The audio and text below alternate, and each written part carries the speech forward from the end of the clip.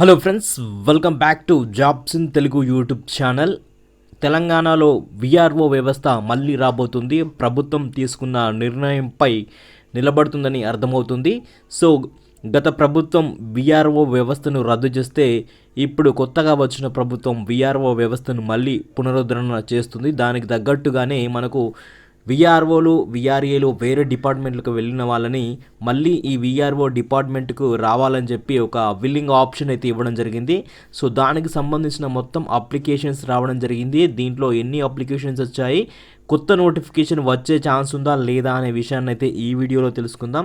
So first time మన channel చూస్తున్నట్లయితే మన ఛానల్ని సబ్స్క్రైబ్ చేసుకోండి, అలాగే వీడియోని అయితే ఒక లైక్ చేయండి. ఇక వివరాల్లోకి వెళ్తే మనకు డిసెంబర్ 28 వరకు మనకు జిల్లా కలెక్టర్లకు ఆదేశాలు ఇవ్వడం జరిగింది. విఆర్ఓ విఆర్ఏ వ్యవస్థకు ఎవరైతే మళ్ళీ రావాలనుకుంటారో వాళ్ళు ఆప్షన్స్ ఇవ్వాలని చెప్పి ఇక్కడ మొత్తం టోటల్గా చూసుకున్నట్టయితే 11,783 అప్లికేషన్స్ అయితే రావడం జరిగింది.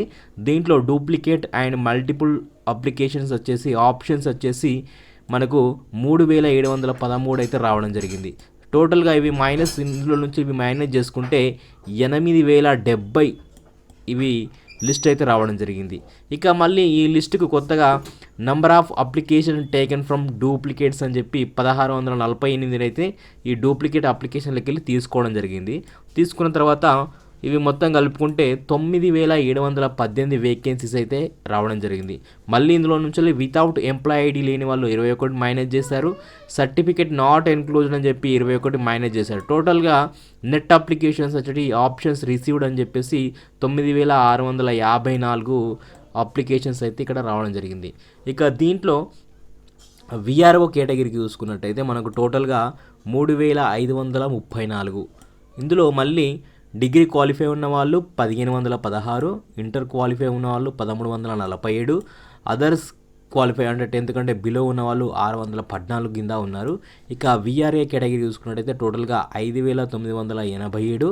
ఇందులో డిగ్రీ వాళ్ళు 1,926, ఇంటర్ వాళ్ళు 1,280, ఇక అదర్ క్యాండిడేట్స్ తక్కువ క్వాలిఫికేషన్ ఉన్న వాళ్ళు 2,781. అంటే ఈ ఈక్వేషన్స్ అన్ని మనం చూస్తున్నట్టయితే మనకు ఈ 2025లో ఖచ్చితంగా విఆర్ఓ జాబ్ నోటిఫికేషన్ వచ్చే అవకాశం ఉంది.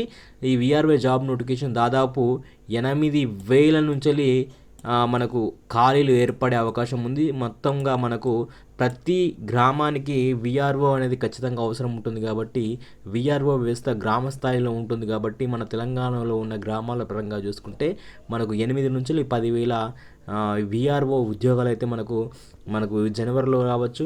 సో మనకు నెక్స్ట్ మంత్లో కావచ్చు. జాబ్ క్యాలెండర్ ప్రకారమే మనకు నోటిఫికేషన్లు విడుదల చేస్తామని చెప్పి మనకు టీఎస్పీఎస్సీ వెల్లడించింది.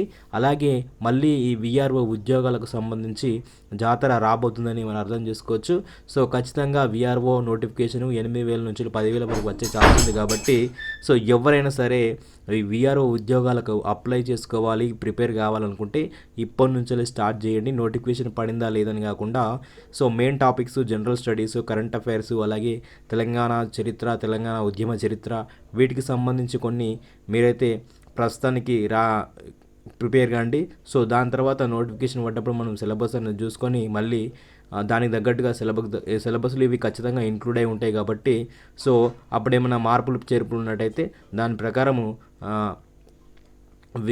సిలబస్ ప్రకారం అయితే ప్రిపరేషన్ చేసుకున్నట్టయితే సో మనకు ఈ విఆర్ఓ ఉద్యోగాన్ని అయితే మనకు ఈ విలేజ్ రెవెన్యూ మన సొంత గ్రామంలో కూడా చేసుకునే అవకాశాలు, మన మండలాల్లో చేసుకునే అవకాశాలు ఉంటాయి కాబట్టి ఈ అవకాశాన్ని ప్రతి ఒక్క అభ్యర్థి వినియోగించుకోవాలి. అలాగే మన ఛానల్ని సబ్స్క్రైబ్ చేసుకోండి.